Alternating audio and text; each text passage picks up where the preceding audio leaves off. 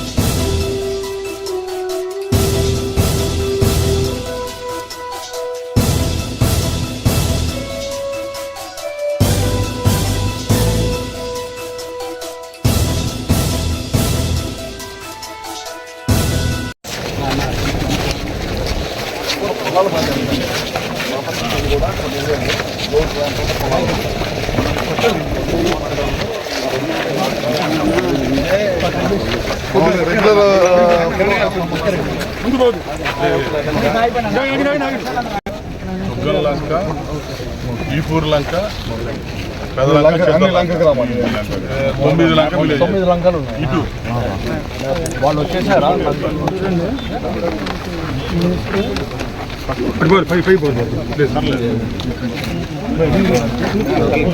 మన మొబైల్ అనుకున్నాం. ఇప్పుడు మన ఈ రోడ్డు ఏదండి? ఇప్పుడు మనం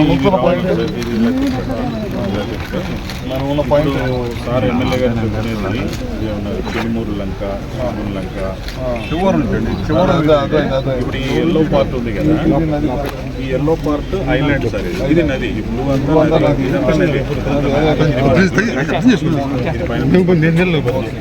తీసుకొని పోతారు. ఈ ఐలాండ్ వరకు ఇది రైట్ బ్యాంక్, ఇది ఇది వాష్ అవుట్ చేసేసారు. వీళ్ళు వచ్చి అక్కడ ఉంటారు, వాళ్ళు లాస్ట్ ఇద్దరు హఠం చేస్తుంటే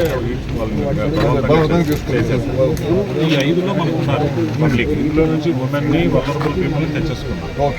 ఈ 5లో పబ్లిక్ ఉన్నారు, 5,000 మంది ఉన్నారు, ఇంకా లోపలే ఉన్నారు. ఈ 5,000 మంది రిపోర్ట్ మనం తీసుకుంటే వాళ్ళ ఇళ్లలో 1 feet వాటర్ వచ్చింది, 1 feet వచ్చింది. వీధుల్లో మోకాల్లో అవుతుంది, ఇవి వెళ్తున్నాయి. 96,000 లీటర్ బాటిల్స్